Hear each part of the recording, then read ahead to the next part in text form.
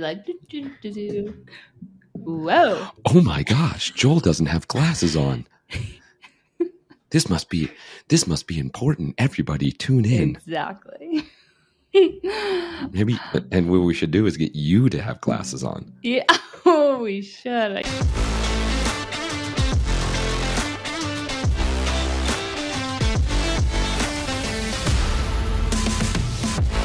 Hey, what's happening, you guys? Welcome to the Proclivity Podcast. I try to switch up the beginning each time, so that's a little different. So people kind of lean in. Was that different? Yeah, it was different. Good job. What's also different is that Emily is wearing glasses and I'm not. And if you guys haven't yet watched one of our podcasts, go do it. It's on YouTube. Subscribe, follow us. We drop a bunch of content on there. Check it out. Go to YouTube, Proclivity on YouTube. You'll find us there. Especially if you've been listening the past few, the intros, and you're confused, you'll understand when you see them. That's true. We have new intros, guys. It's so hilarious. And you guys see them on YouTube. Anywho, welcome to the Proclivity Podcast. I'm your host, Joel Cochran. I'm here with Emily Rodella, and we are the super tag team of nutrition and mindset. When you put those two things together, you get a healthy body and a happy life. It's incredible stuff. And today, what we're going to talk to you about is hormone health. Hormones. How do we balance our hormones? What are hormones? What should we do to be able to make sure that we have healthy hormones? If you've ever been somebody that has heard, my hormones are off, this is the podcast for you. If you feel like your hormones are off, this is the podcast for you. So we're glad that you're here. Buckle in. We're going to talk about what hormones are. We're going to talk about the imbalances, so the symptoms of imbalanced hormones. We're going to talk about how to balance those hormones. And as always, we're going to give you our top 3 tips at the end. Let's go. Let's do it. Okay. Emily's wearing glasses. I'm not wearing glasses. It's going to get crazy today. Emily, let's dive right in. Let's talk about hormones. This is so interesting for me because there are times that we get on calls and people are like, my hormones are off. They're just off. I'm just like, do you know how your hormones are off? Right? It's almost like a easy go-to for our hard chargers that are just like, oh, yep, hormones are off. And they can be. They absolutely can be. Mm-hmm. But being able to understand what hormones are they really off? Are they to blame why we have weight gain or we're not sleeping well at night? Let's break it down. So for the people out there, what are hormones? Yeah, hormones are chemical messengers that are sent throughout the body by our endocrine glands. So things like the pituitary, hypothalamus. There are also things like your thyroid, right? Not just in your brain, all throughout your body.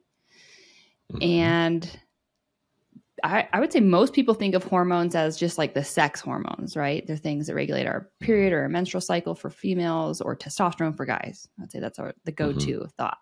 There's so much more to hormone health. And when I first hear people say, oh, my hormones are off, so that's why I'm not losing weight or I can't sleep. It's like, okay, well, they likely are off, but they're not to blame.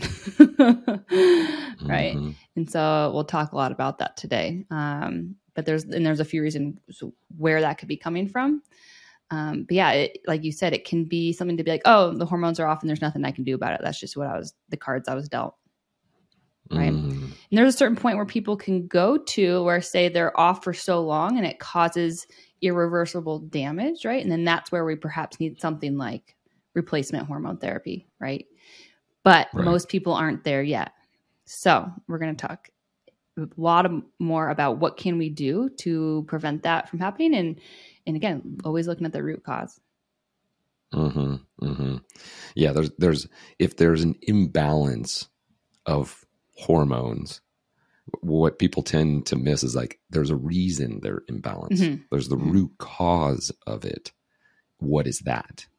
Instead, it's kind of like, oh, I need my testosterone's low. Let me get testosterone replacement therapy. Right. Right. My thyroid levels are wacky. Right. I need to take this medication. Right. And yet we are not treating where it's coming from. Right. There's a root for everything, guys.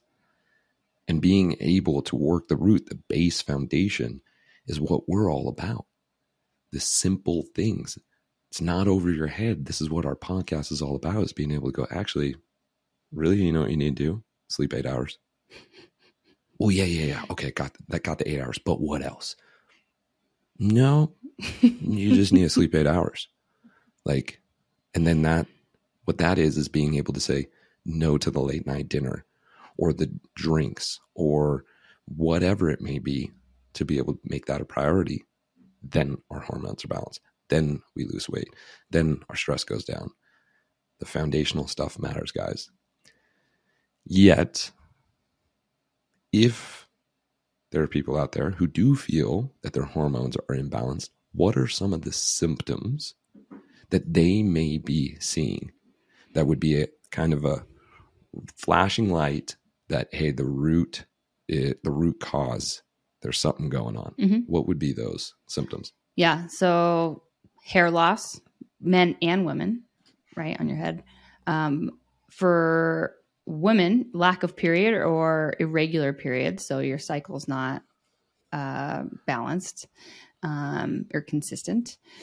If you have really bad PMS within that, like if you do get your period or if you do have a cycle and then you have really bad symptoms such as headaches, cramps, like really bad cramps, tender breasts, all sorts of all the things in the realm of PMS, acne, energy dips or swings, right? So if you have that afternoon slump often, weight gain, obviously, right? People are like, oh, I don't know why I'm not losing weight. I'm I'm restricting my calories. I'm working out every day.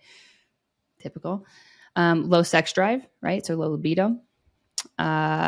Infertility, both sides, men and women, right? So if any females out there are having trouble getting pregnant, of course you want to examine yourself and your hormones and health in general, but also the guys. If you're feeling any sort of continuous, ongoing lack of motivation, anxiety, depression, most likely you have some imbalance there.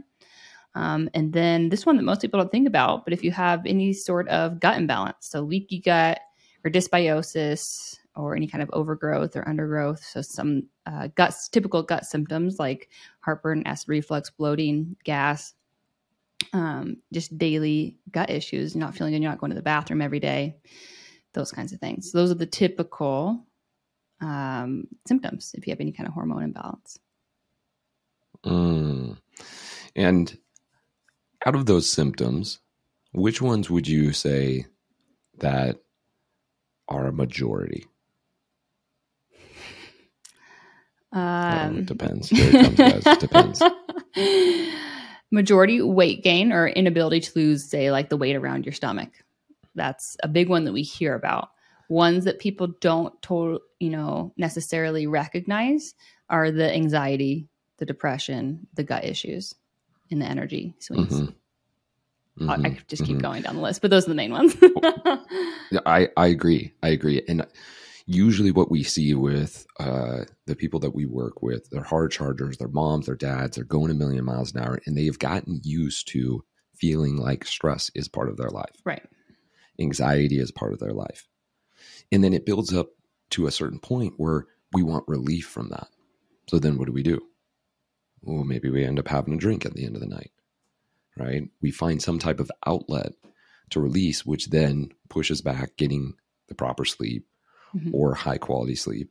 And then it starts over again. And so you guys, if you're out there and you're like, man, I struggle with energy in the morning, right? I have this like right in the belly section, just seems like I can't get rid of that fat in the belly section. You are having libido issues, guys. You're just struggling to be like, not tonight, honey. Whew, not tonight, honey. Yikes. Guys, we got to have a talk. You can feel free to reach out to me. Okay. If any of those things are happening, there's most likely an imbalance going on. Okay. So here are some of the symptoms of an imbalanced hormones. What about what causes this? Let's go now down to the root. So we see high level, we're seeing the symptoms. What is going to be causing this imbalance, or what some of the causes? Yeah. So there's some main categories, and I'll start with what I think is the biggest influence for most people, but I'll go down because it could be one big category for some people. It could be accumulation of all of them, right?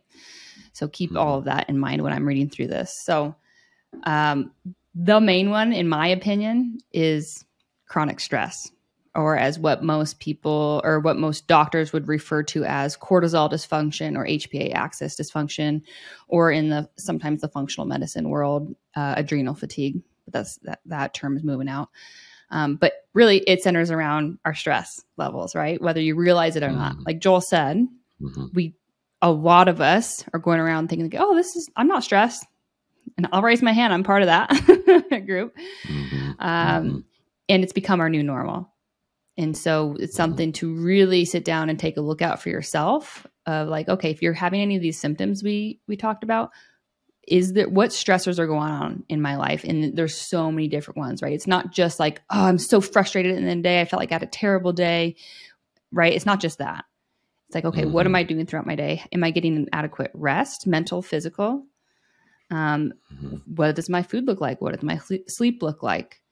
Right? There's so many different categories. So stress in general is the main one, right? If we are chronically stressed, what happens in our body is often referred to as the pregnenolone steal. It'll steal your sex hormones specifically. So this is usually a cause for low testosterone, low libido, issues with our menstrual cycle. It steals those hormones to just survive, right? It's like, okay, well, I don't have time. Like, we don't need to have children. I just need to survive right now. And so that's what you'll find. Yeah, that's interesting. And it makes a lot of sense, because if the body's in this upregulated state and it thinks that it is in survival mode, reproduction is not one of the main survivors. Like, right. That's way down the road. Yet it can have such a drastic effect if we're losing testosterone, because it's not only going to affect our libido, right? What else is low testosterone going to affect? Well, generally speaking, everything I listed. So if you're trying to work out in the gym, you're not going to see the gains. You're not going to lose that belly fat. You're going to feel a lack of motivation and focus, usually, perhaps foggy brained, right? A lot of the mental stuff too. And so it's all of those things. And for some people, it's one more than the other, but it can affect everything. Does it affect hair growth? Does testosterone affect hair growth? Yeah. So you tend to lose hair, or both men and women, like I mentioned before, you tend to lose hair if your hormones are off. Okay. And so with the chronic stress, I mean, how are we supposed to know that we're too stressed? We talk about yellow lights and red lights often. So if you haven't heard us refer to that, the yellow lights are the symptoms, the physical manifestations that show up, right? Oh, yeah, it's the symptoms. I'm not losing the weight, and I'm working out like crazy, and I'm eating well. Or I can't fall asleep at night, or I'm waking up between 1 and 3 a.m. every morning. I am losing hair. I have acne. Or if you're female, actually, sometimes it could be, I have like darker hairs, whether it be on your face or your chest or your stomach, your body somewhere. And it's just not feeling right in your body. Can you test it? You test your hormone? Can you test for, we'll test for like stress. Yeah. Yeah. So you can get a test. You can get obviously your hormones tested, but specifically your cortisol is your stress hormone, right? So if that's an easy one to go to in terms of, okay, most people will get that test done, but know that cortisol, it should spike in the morning to a certain level, and then it should decrease throughout the day. And so if we want a real full picture, we're going to get tested at least 3-4 times throughout the day. And then you find within the range where you're at. But for example, I got my cortisol tested in the morning and it was outside the range. It was extra high. And so for me, I'm looking specifically at, okay, well, what's causing my stress to be high in the morning? Was it because I was running out of the house to get to the appointment and I was trying to rush and get everything together? And one, that could be the stress of obviously that, but two, working out, right? If you get your blood pressure rate, heart rate raised, and you're moving. So there's lots of different factors there. But yeah, you can get your cortisol tested. That's a great starting point. If you're like, I don't feel like I'm stressed, but am I? So yeah, cortisol and then hormones in general. We have a saying too here at Proclivity: own your day, or your day will own you. Do you feel like you own your day? Do you feel like at any point you could go, cool, I'll stop and go take a 20-minute walk? If the answer is no to that, I could almost say your stress levels are high. If you aren't able to go like, yeah, tomorrow I could plan for a 20-minute walk, no problem. Right. It's even better if you have the ability to go, right now I can go take a walk. Now we know that with meetings, I mean, we get it. We have coaching calls and this and that. We can't just be like, yeah, instead of doing this coaching call, I'm just going to go take a walk. And guess what? Sometimes what do? When it's summertime, we take our coaching call outside while we're walking, sunshine on our face. Yet, if you feel like your day is owning you, that you don't have control of your day, most likely your hormones are going to be awry or wacky if you feel stressed out throughout the day. So that's something to think about. All right, so we know that chronic stress is one of the causes of hormone imbalance. What else will imbalance our hormones? So if you've listened to our podcast on the gut-brain axis, then you'll know the next one is our gut health. And this can, again, come to a surprise for a lot of people. It's something they may not think of immediately if their hormones are off. But when we are stressed, our gut is affected, and vice versa. If our gut is imbalanced, whether it be dysbiosis, meaning the bacterial imbalance is off, whether it be we have a fungus or we have an overgrowth, a yeast overgrowth, then that'll affect our mental health as well, right? And so gut issues are a place that, so again, stress. So what are we doing to help our brain, our mental health? And then what are we doing to help with our gut? Those are the top two for sure. And so it suppresses all the functions that we need, right? So our immune system's in our gut. A lot of our happy hormones or our happy neurotransmitters live in our gut. And so if there's a dysbiosis or an imbalance there, things aren't going to work properly. The messages are not going to get sent or be delayed, right? Or there's just going to be issues there in general. So you're saying that our gut health, if there's an imbalance in our gut, that it could cause us to feel anxious or depressed, or there could be mental fog. 100%. Because of our gut, less than like, oh, I feel like I'm overthinking the situation or so on and so forth. Yes, 100%. And vice versa. So they work very synergistically. And so it's not always like, oh, if I'm stressed, my gut's going to have issues and that's the only way it works. It's like, okay, no, it works both ways. And it often is a cycle, right? So if one's stressed, the other one's going to get stressed, and it's going to play off of each other. And so we have to always look at both. Is our gut healthy? Okay. If not, we don't just want to figure out how to balance our gut. We also want to see, okay, what's going on in our brain too, right? So we work both at the same time. So like we talked about with the stress and being able to test that either through, saliva or blood work, how do we know if our gut health is off and it's affecting our brain? Yeah, great question. So we look at the basics first. So I tell people how you go to the bathroom is a little mini report card of your overall health for the past couple of days. So one, are we going to the bathroom every day? At least, are we going poop at least once a day? Up to 2-3 times, that's great. But if we're not, then there's some issues in terms of we're not detoxing, right? So if we're not going to the bathroom, you're blocking our detox pathways, meaning hormones are going to recirculate in our body. So, I can go on from there. But are we going to the bathroom daily? Are our poops actually healthy, right? So if you've never looked at the Bristol stool chart, Google it. You can see where you're at. We want to be between 3 and 5 on there. Those are what are normal or healthy poops. And then there's ones that can indicate constipation. And then there's ones that can indicate there's something going on. Your body wants to rid of things, right? Like diarrhea. And so we want level 3 to 5. And if it's outside of that consistently, then there's something going on. So that's the number one. Number 2, just the symptoms we've listed before, right? Acid reflux, heartburn, bloating, excessive gas or smelly gas, not feeling just well digestively, slow motility, right? If you notice you've had a meal and you just feel really full for really long, those are all classic signs of gut imbalances. If you're still like, oh, I don't ever really feel bloat, or I don't really have those symptoms, I don't think, because I've had lots of clients tell me that. But I know there's some stressors going on in the brain, right? Then you can go get tested and get a stool sample, or you get a test in the mail, you send it off, and they test the different bacteria, test for things like H. pylori, and again, the fungal overgrowth, the dysbiosis, all those different things.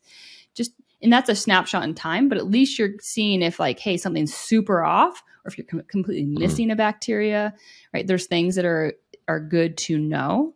And that's another check. And I do that through a functional medicine practitioner.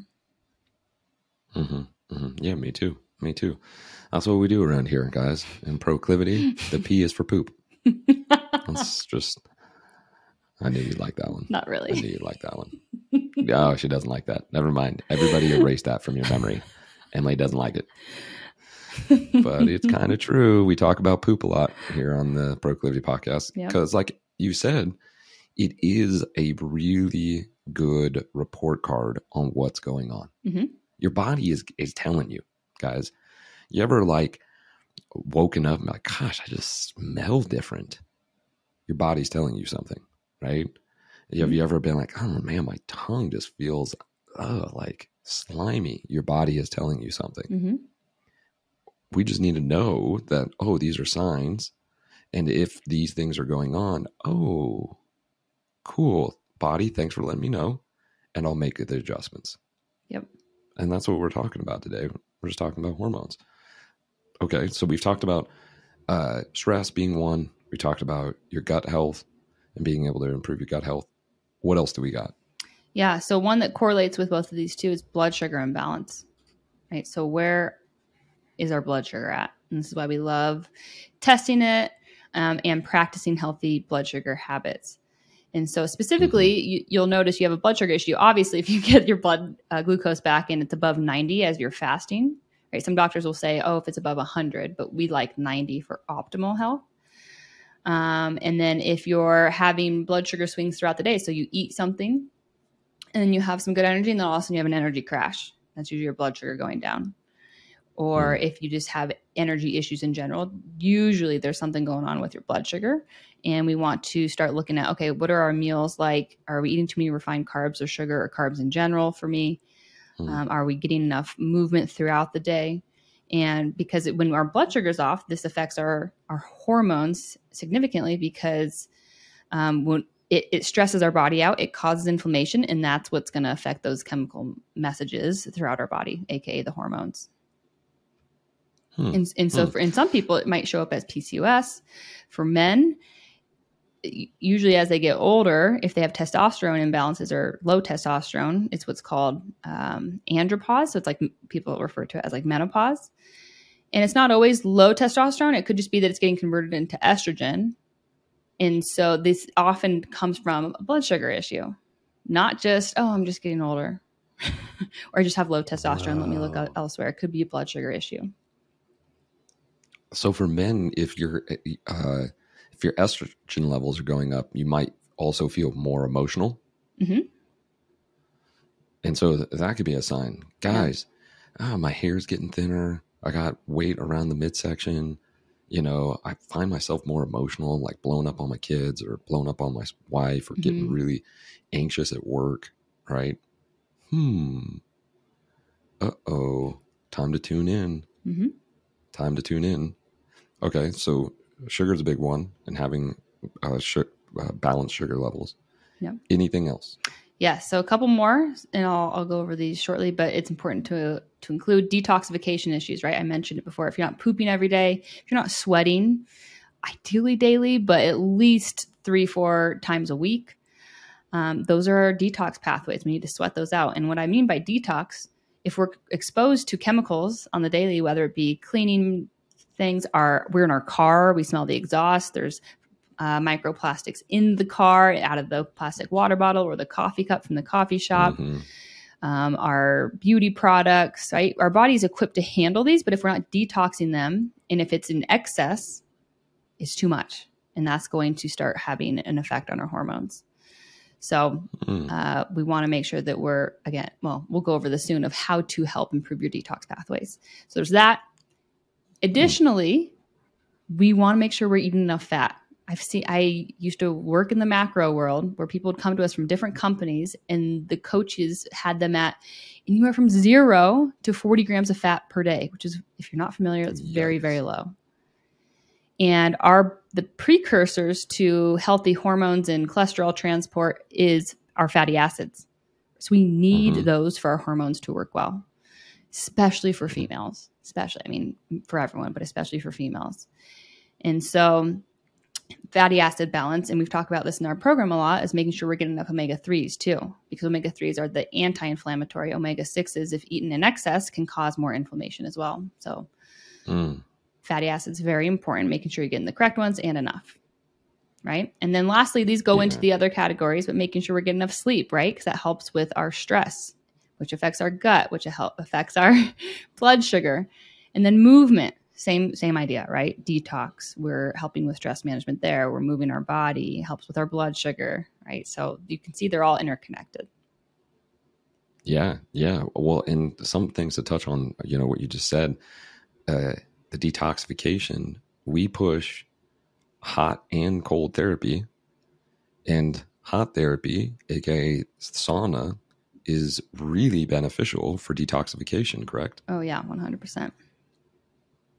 So if you aren't sweating daily, to be able to have a sauna or access to a sauna is really vital to your health of being able to sweat that out. And if you don't have access, if you don't want to pay for it, right, you can just put on a bunch of layers, go for a nice jog or hike, or we'll do a workout in your living room and sweat. That's right. They got those sweatsuits, guys, right? And that will make you sweat like crazy. Some things I've done before in the past is I've taken a little space heater, put it into the bathroom, actually turned on the hot water on the tub. You don't have to have it, the whole tub filled up, but make it as hot as possible, the hot water. So now you got the little bit of the steam along with the heater, and then go through just a little yoga flow to get the body moving, and I'll be sweating real good just with something like that. Oh yeah. So detoxification, guys, making sure you sweat is super important. To touch on the fats, we've had clients before. Specifically, we had a client who did bodybuilding, and she came off her bodybuilding where it was no carbs, right? Showtime. She had gone a very long time with super low fats, and she was having, acne and spot, like her period two different times throughout the month and at random times. And we suggested her, like, cool, have some avocados, put some cheese, have some cheese. And in a very short amount of time, actually, it really turned around. Yep. And that's just, ladies, we're talking to you out there, because even though there's so much science behind getting fat, there's still this stigma about fat. The fat's going to make me fat. Right. And that's just not true. It's just not true. And I should say same with carbs too, which this is less often with people, but if you're going so low carb too often and you're working out like crazy, your body still needs some glucose. So neither are their enemy. It's just finding that balance and quality. Gotcha. Okay, guys. So we're at this point where we've looked at the symptoms. You might be like, oh man, some of that's really hitting. Now we've talked about, like, here's where the root cause is. I'm not sweating enough. I'm not moving enough. I'm eating too much sugar. let's go and give some solutions. Yeah. What are some things that we can start doing to start balancing those hormones? Because when we balance the hormones, guys, magic starts taking place. It really does. So what are some of the things that we do to balance the hormones? Yeah.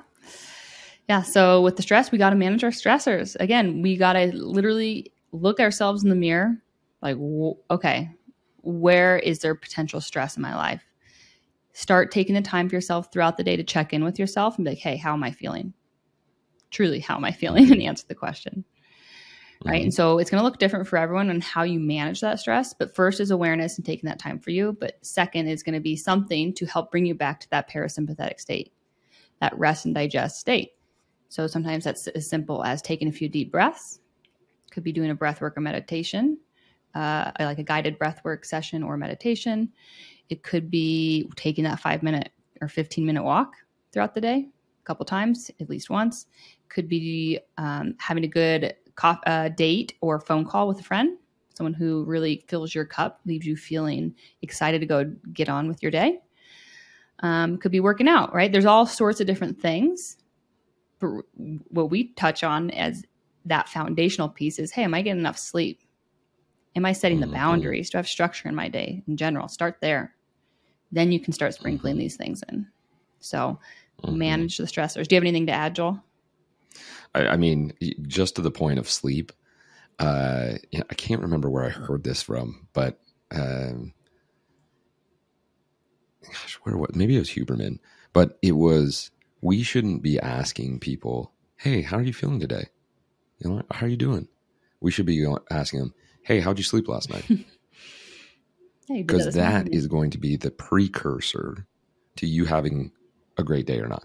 Or you being like, oh man, I feel great. Mm-hmm. I mean, it's the number one thing, first thing that we work on in the proclivity method. And by just bringing awareness to it, usually what we get is our clients go, oh my gosh, I finally got 8 hours for the first time. And I feel amazing. I'm not short with my kids and I got so much work done. It's like, that was one time. Mm-hmm. You slept 8 hours one time. Imagine if you did it every night. This is longevity, folks. This is, I'm living to 80, 90, 100 and active and healthy and happy, not thinking 80, 90, 100 and I'm, crippled and barely walking. No, what you're doing now is going to set you up for the future of being able to have freedom, have health, have happiness when you're later down the road. Yeah. And if you're thinking to yourself, oh, I get good enough sleep, or again, I'm not stressed.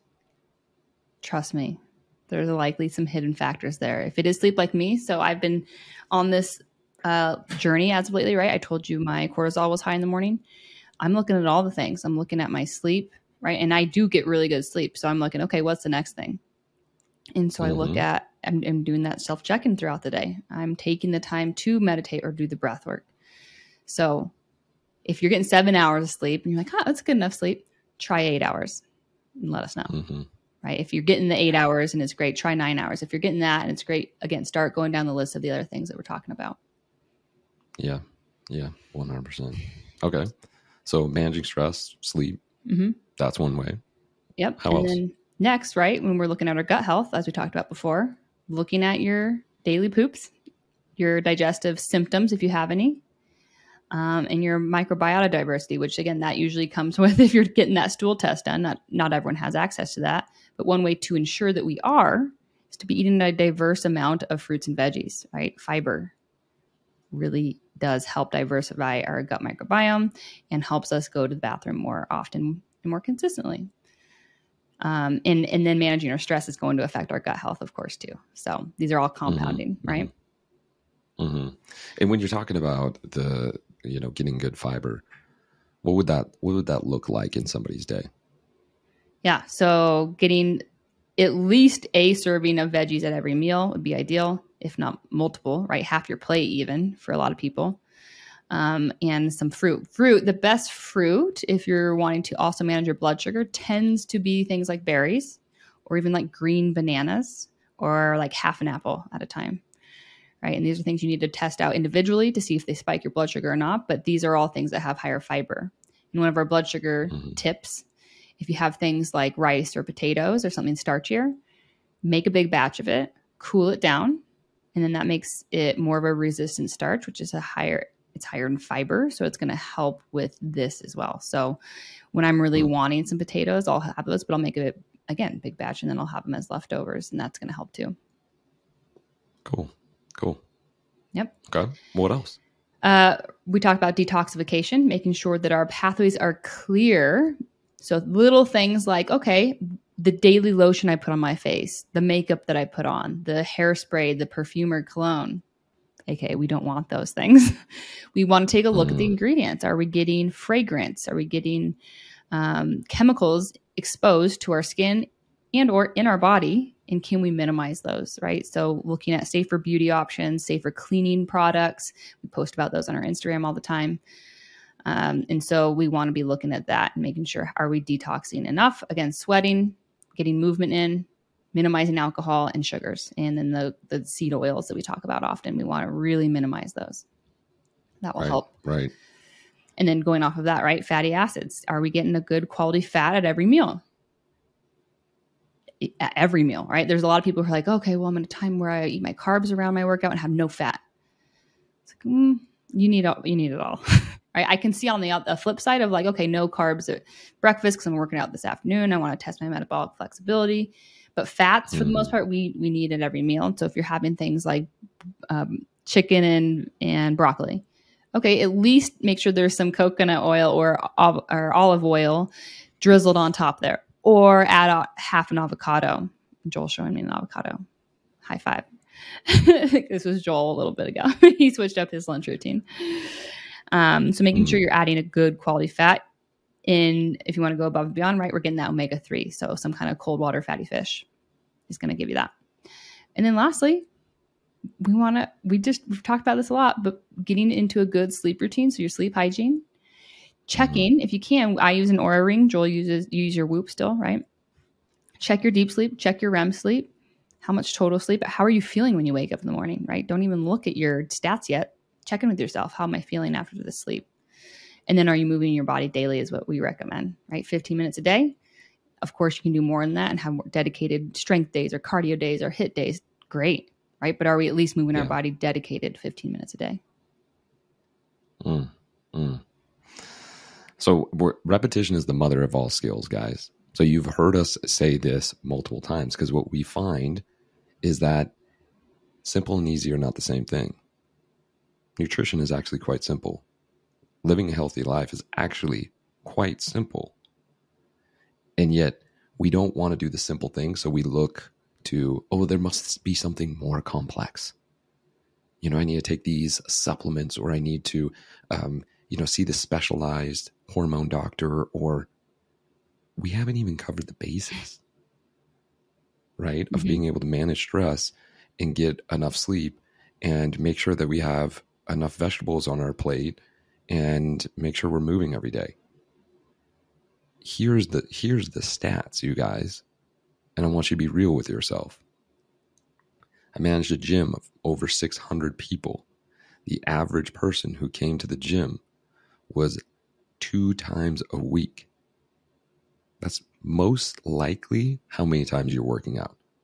If you're listening to this podcast, 2 to 3 times, if we're being real. Now, maybe you're listening to the podcast and you're like, no, I've listened to you guys religiously and I move every single day. Good for you. High five. Yet the average person is most likely going to be moving 2 days a week. Ugh. Okay. Here's another stat. Only 1 out of 10 are getting enough vegetables and fruits.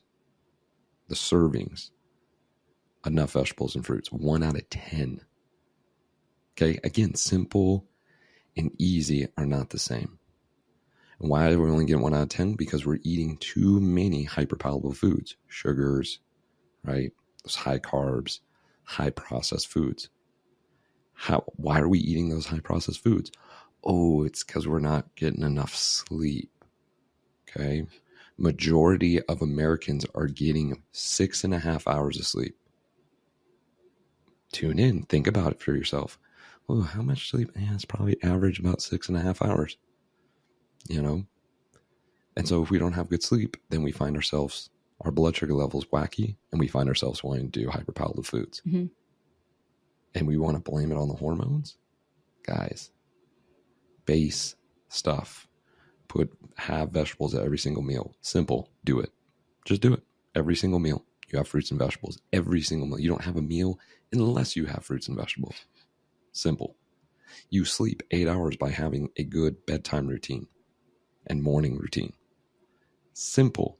Truly is. Be in bed. Yet if we're caught up in Netflix and stressed out in the day and I'm 3, drinks down to try to de-stress, we're going to find ourselves up later than we should. Simple, right? Move every day for 15 minutes. 15 minutes. That's it. We're not asking for any more. 15 minutes. Again and again and again and again. Simple, simple, simple. And these things will balance out. And you'll be living a healthy and happy life. And that's why we do what we do at Proclivity. It's 12 simple digestive habits. It's 12 of them. That's it. If you did all 12 of these, would you say that if every human on the planet did these 12 digestive habits, that we would eradicate, majority of heart disease and chronic diseases? I would imagine so. Yes. There you go. We got the magic pill. And it starts with you. And I do want to add in, I didn't specifically talk about how to manage your blood sugar. I gave a few little tips in there, but one of my most favorite things that is very easy and for everyone to do is anytime you do eat, one, we don't recommend snacking between meals if at all possible, right? Unless you medically need to, or you're trying to gain weight, of course. But most of us don't need to be snacking. But if you are, or so anytime you eat, make sure you eat a fiber, protein, or fat first. For the first 5 minutes, for example, right? Or at least the first few bites at a bare minimum, right? Because if we're eating a high sugar or high carbohydrate food, that's what's going to spike our blood sugar too. So that's one easy way. And then, of course, if you do have that snack, if you have the cookie, the treat in the middle of the day between meals, go for a walk. 5-minute walk after. Great. That'll help manage your blood sugars better or balance it out better. Yeah, that's again, simple, right? Yet it can be hard at times when you have that bag of chips, Siesta chips, and you're like, ooh.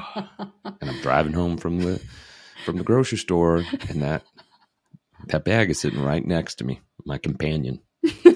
You know what I do? What do you do? I throw it into the back while I'm driving, so I can't grab it. I know. I strategically put the groceries in the back of my car too, and then the times I forget, I'm like, dang it. There's nothing I can do now other than eat this entire bag of chips. Strategy. We're human too here, folks. We're human too. Okay. So we've covered the basis on hormone health, symptoms of it, how to be able to treat it. Let's leave with our top 3. What are our top 3 for our listeners to be able to start today when it comes to balancing the hormone health? We have a lot of different options here, but let's give them top 3. Mm-hmm. Yeah. Find at least one thing to manage your stress levels better. Again, that could be 10 minutes of meditation in the morning or right after your lunch. Could be going on that walk right after lunch. You can hit 2 birds with one stone and manage your blood sugar while you're doing that. But something to bring you back to a parasympathetic state at least one additional time throughout your day. Right. So start taking notice of where you feel some stress and input that technique of managing that stress better. That's number 1. Number 2, gut health, right? Slow down, especially when we're eating. Add in those fibrous fruits and veggies. And then if you see that it's still chronically inflamed after you really put some work in on managing your stress and eating the diverse amount of foods, go see a practitioner. Right? We need to get that figured out. But yeah, one of the best tips for gut health is just slowing down while we eat. Right? And in general, after we eat, we're not go, go, go all the time, because in order to digest, we need a rest. Right? It's no coincidence that we call the parasympathetic state rest and digest. We need that calm, relaxed state to properly digest our food.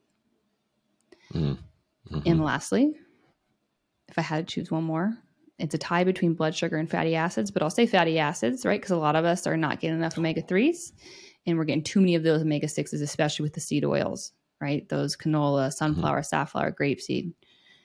Those are all 99% restaurants, I would say.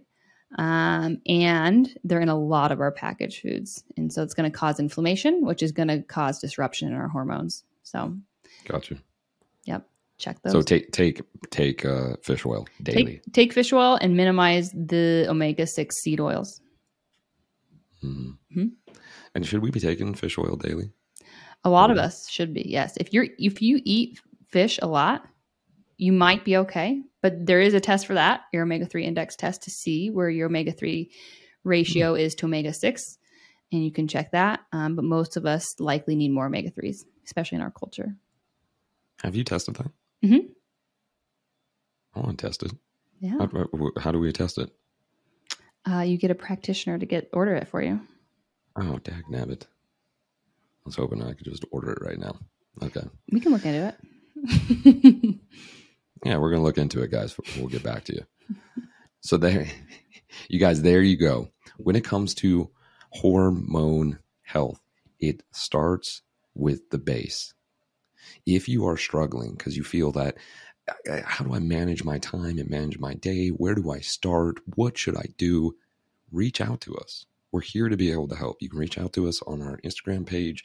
You can email us, joel@proclivity.co or emily@proclivity.co. Seriously, we're literally here to help.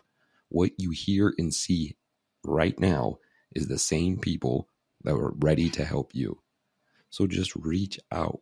We have tons of different resources. We have blogs, podcasts. We have different articles. We have different systems that we have created that are free to you. Just ask us. Just reach out and let us know. Emily, anything else on hormone health before we close this out? Nope. I think I've said it all. And really it comes back to taking the look at yourself and your day and seeing where you can address, especially for the stress levels. Beautiful. All right, you guys, that's episode 103. We're in 3 digits now. We've been working at this for a long time. We appreciate you guys tuning in. We appreciate you guys listening. If you've liked this podcast, please like, subscribe, leave a review. You don't even have to say much. Joel and Emily are the greatest people in the world. There you go. I told you what to do. That's all you need to put. And it helps us to bump up when it comes to the podcast world. So please do that.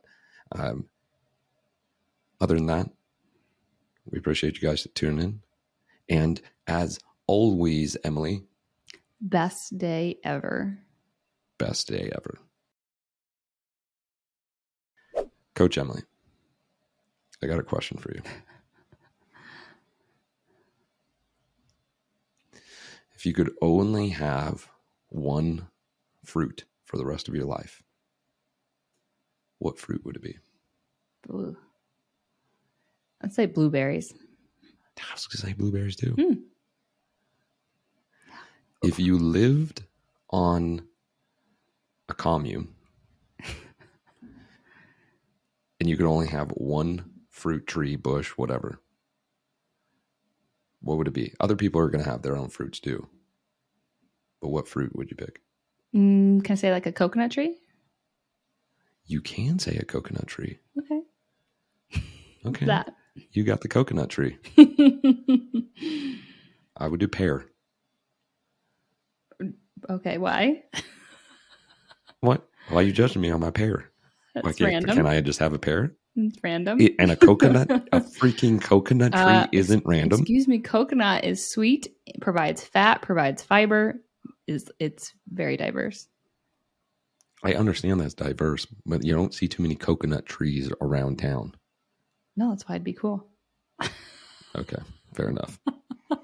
You guys, if you've gotten this far, you've listened, put down in the review what fruit tree you would have.